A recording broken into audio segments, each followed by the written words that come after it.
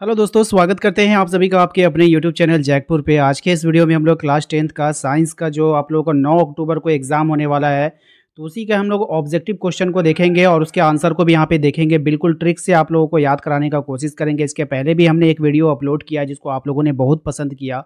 Trick से बिल्कुल बताया गया है। उन सभी वीडियो को आप अगर देखना चाहते हो आप प्लेलिस्ट पे जाकर देखिए, या नहीं तो इसी वीडियो के लास्ट में आपको उस प्लेलिस्ट का फ़ोल्डर दिखेगा। फ़ोल्डर पे जैसे ही आप क्लिक करोगे वहाँ पे आप अपने सभी वीडियो को देख सकते हो।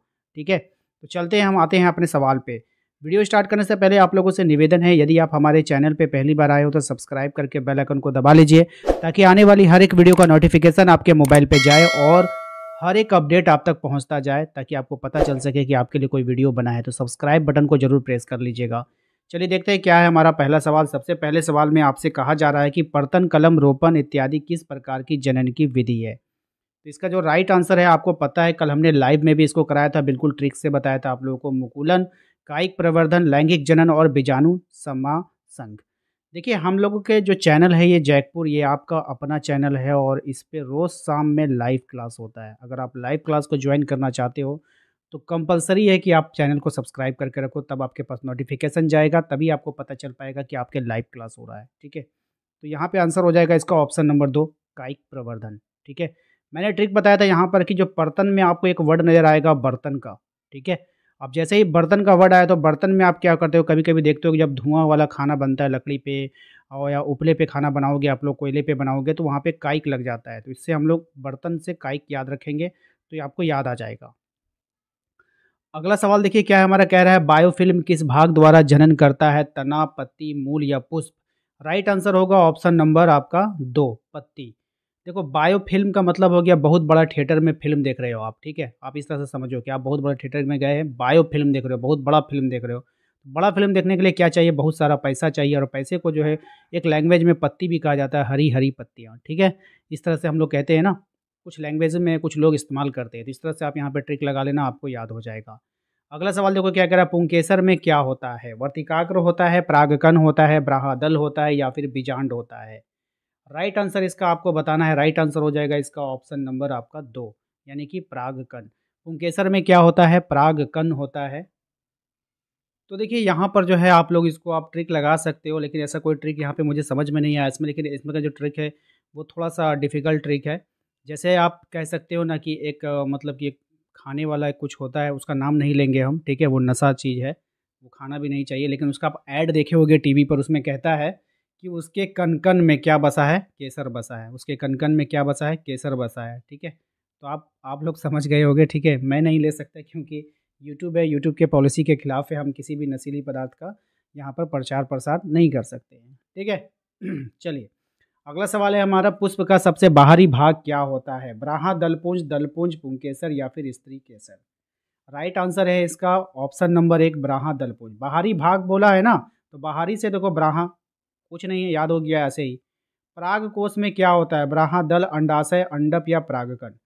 तो पराग कोश में आपको बताना है। तो पराग कोश में क्या होता है? परागकण होता है। देखिए, कोश का मतलब होता है छिपा लेना। ठीक है? अपने अंदर उसको छिपा लेना। पराग कोश, कोश में अपने अंदर छिपा लेना। किसको छिपाएंगे? तो भाई जो कण होगा ना, कण को ही छिपाएंगे ना। जो कण होता है उसको हम लोग क्या करते हैं? छिपा लेते हैं, क्योंकि छोटे छोटे कण होते हैं, इधर उधर चला जाएगा तो उसको हम लोग क्या करेंगे? छिपा लेंगे। ठीक है ना? परागकण। अगला सवाल देखो क्या है हमारा, कह रहा है पूर्ण विकसित अंडाशय क्या कहलाता है? फल कहलाएगा, बीज कहलाएगा या फिर बीजांड कहलाएगा? तो पूर्ण विकसित अंडाशय जो कहलाता है वो कहलाता है हमारा फल कहलाता है। क्या कहलाता है? फल कहलाता है। ऑप्शन नंबर 1 यहाँ पे हमारा राइट आंसर है। क्या कहलाता है? फल कहलाता है। तो देखिए, सबसे पहले होता है कि इसको मैं समझा देता हूँ, इसमें ट्रिक की ज़रूरत नहीं है, इसको आप समझ लो कि पहले क्या होता है। पहले एक कली होता है, कली से क्या होता है? पुष्प बनता है, पुष्प फूल बन जाएगा, फूल से क्या होगा? वो फल बन जाएगा, फल के बाद उसको तोड़ के हम लोग खा लेते हैं, यानी वो पूर्ण विकसित हो गया। जब कोई चीज़ पूर्ण विकसित होता है तो वो फल होता है। ठीक है? चलो, अगला सवाल देखो क्या है हमारा, परागकण एक पुष्प से दूसरे पुष्प पर स्थानांतरित होना क्या कहलाता है? यानी कि परागकण का एक पुष्प से दूसरे पुष्प पर जो स्थानांतरित होता है तो उसको हम लोग क्या कहते हैं? तो उसको हम लोग कहते हैं परागन। क्या कहते हैं? परागन कहते हैं। ठीक है? चलो, समझ में आ गया आप लोगों को? आते हैं अगले सवाल पे। अगला सवाल है हमारा क्वेश्चन नंबर 8, टमाटर में कौन सा अम्ल पाया जाता है? एसिटिक अम्ल, सिट्रिक अम्ल, लिक्टिक अम्ल या फिर ऑक्जेलिक अम्ल? ठीक है। टमाटर में क्या पाया जाता है? ऑक्जेलिक अम्ल पाया जाता है, ठीक है। तो आपको बताना है इसका राइट आंसर। तो टमाटर में पाया जाता है ऑक्जेलिक अम्ल, ऑप्शन नंबर 4 हो जाएगा, ठीक है। याद रखना है इसको। अब यहाँ पर आपको पता है ना, बस ऑक्जेलिक अम्ल को याद रखिए। मान लीजिए आपके बॉडी में ऑक्जेलिक अम्ल का कमी हो गया, ठीक है। आप डॉक्टर के पास गए, आपको कहा गया कि आपको ऑक्जेलिक अम्ल का कमी है, तो आपको डॉक्टर ने क्या कहा? टमाटर खाइए। आप क्या खाइए? टमाटर खाइए। सिंपल सा याद हो जाएगा, कभी भूलोगे भी नहीं, ठीक है। इस तरह से याद करो, जैसे हम बताते हैं वैसे करते जाओ। खट्टे फलों में कौन सा अम्ल पाया जाता है भाई? खट्टे फलों में पाया जाता है हमारा सिट्रिक अम्ल। क्या पाया जाता है? सिट्रिक अम्ल पाया जाता है, ऑप्शन नंबर 2 पाया जाएगा।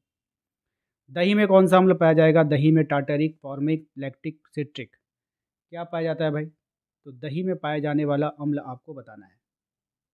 तो दही में जो पाया जाने वाला अम्ल है वो होता है हमारा लैक्टिक अम्ल। कौन सा अम्ल पाया जाता है? लैक्टिक अम्ल पाया जाता है दही में, ठीक है। याद रखना है सभी को, दही में कौन सा अम्ल पाया जाता है? लैक्टिक अम्ल पाया जाता है।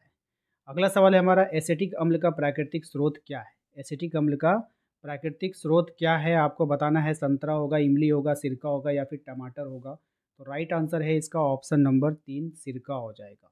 एसिटिक अम्ल का क्या हो जाएगा? सिरका हो जाएगा, ठीक है। यहाँ पर आप ट्रिक लगा सकते हो, जिसके सिर में दर्द होता है तो उसको सीटी बजाना बिल्कुल भी पसंद नहीं होता है। अगर वहाँ पे शोर शराबा होगा, सीटी का मतलब शोर शराबा, ठीक है, तो उसको बिल्कुल भी पसंद नहीं होता है, ठीक है। टार्टरिक अम्ल का प्राकृतिक स्रोत क्या है? इमली है, सिरका है, टमाटर है या फिर संतरा है। तो टार्टरिक अम्ल का जो स्रोत है वो हो जाएगा आपका इमली हो जाएगा। क्या हो जाएगा? इमली हो जाएगा। अब देखो, इमली इतना खट्टा होता है ना, जब उसको आप खाओगे ना तो आपका दांत ना टर टर करने लगेंगे, यानी दांत में दांत फिर सटेगा नहीं, ठीक है, टरटराने लगेगा। तो टार्टिक अम्ल का क्या हो गया? इमली हो गया, ओके। अगला सवाल देखो क्या है हमारा, क्वेश्चन नंबर 13 पे, सैट्रिक अम्ल का प्राकृतिक स्रोत क्या है? तो सैट्रिक अम्ल का संतरा, टमाटर, दही या इमली। तो राइट आंसर है ऑप्शन नंबर ए, संतरा। स से सैट्रिक, स से संतरा, याद कर लीजिएगा, ईजी है, ठीक है। अगला सवाल देखो क्या है, आपके परिवार का कोई सदस्य अत्यधिक भोजन के कारण अम्लता से पीड़ित है, तो आप कौन सा उपचार सुझाएंगे? नींबू का रस, सिरका का रस, बेकिंग सोडा का विलयन या फिर धोवन का सोडा। क्या देंगे आपको बताना है, ठीक है। तो इसका जो राइट आंसर होगा ऑप्शन नंबर 3 हो जाएगा, बेकिंग सोडा का विलयन देंगे हम लोग, ठीक है, क्योंकि पेट में अम्ल बन गया है तो उसको छाड़ देना होगा। नेक्स्ट देखिए क्या है, प्रतिरोध का एसआई मात्रक क्या होता है? तो प्रतिरोध का जो एसआई मात्रक होता है वो ओम होता है। क्या होता है? ओम होता है। भाई किसी को भी अगर देखो, किसी को भी अगर रोकना होगा ना तो ओम, ओम ओम का मतलब क्या होता है पता है ना आपको? हाँ, ठीक है, जो सोच रहे वही होगा। तो उसको कौन रोक सकता है, उसको कौन विरोध कर सकता है? तो ओम विरोध कर सकता है। चलो नेक्स्ट देखो क्या है हमारा, विशिष्ट प्रतिरोध का एसआई मात्रक क्या होता है? तो विशिष्ट प्रतिरोध का आपको एसआई मात्रक बताना है तो ओम। देखो यहाँ पर सभी में ओम मीटर, ओम मीटर, ओम मीटर, ओम मीटर, ऐसा क्यों हुआ भाई? यहाँ पे क्या हुआ है ना, यहाँ पर देखिए विशिष्ट प्रतिरोध का जो एसआई मात्रक होता है ना, वो होता है आपका ओम मीटर, ठीक है। ये जो ओम मीटर लिखा है कहीं ना कहीं पे ओम मीटर ही होता है, बस इतना सही होगा, ठीक है। बात को समझ लो। लेकिन यहाँ पर आपको होगा कि सब में ऐसा क्यों? ऐसा नहीं है। कहीं कहीं पर जो है ना, जैसे कि मीटर पे ना -1 है, कहीं कहीं पर मीटर पे जो है, मीटर पे नहीं, ओम पे -1 है। इस तरह से ऑप्शन में होगा, ठीक है। लेकिन यहाँ पर जो है टाइपिंग में मिस्टेक कर दिया है, सिंपल सब में सबका पावर हटा दिया और कहीं पर सिंपल पावर होगा ओम मीटर। तो आप लोगों को डायरेक्ट विशिष्ट प्रतिरोध का जो एसआई मात्रक है उसको ओम मीटर से ही याद करना है। विद्युत शक्ति का एसआई मात्रक क्या है आपको बताना है। तो विद्युत शक्ति आपको बताना है जूल, वाट, कूलम या ओम। तो विद्युत शक्ति का हो जाएगा आपका, बताइए, वाट हो जाएगा, ऑप्शन नंबर 2 हो जाएगा, ठीक है। याद रखिएगा ऑप्शन नंबर 2, ठीक है। अगला है क्वेश्चन नंबर 18 का, देखिए क्या है, कह रहा है विद्युत ऊर्जा का व्यापारिक मात्रक क्या है? तो व्यापारिक मात्रक में विद्युत ऊर्जा का मात्रक आपको बताना है तो हो जाएगा इसका right answer option number 1, kilowatt घंटा। जो हम लोग व्यापारिक मात्रक होता है वो किलोवाट घंटा में ही मापा जाता है, ठीक है। किलोवाट घंटा किस राशि का मात्रक है? अब बताइए, विद्युत ऊर्जा का या विद्युत शक्ति का या फिर विद्युत धारा का या फिर प्रतिरोध का, ठीक है। तो किलोवाट घंटा आपको बताना है यहाँ पर किसका है। राइट आंसर होगा ऑप्शन नंबर 1, विद्युत ऊर्जा हो जाएगा। क्वेश्चन नंबर 20 पे आइए, कह रहा है विभवांतर मापने वाले यंत्र को क्या कहते हैं? एमीटर, वोल्टमीटर, गैल्वेनोमीटर या फिर इनमें से कोई नहीं।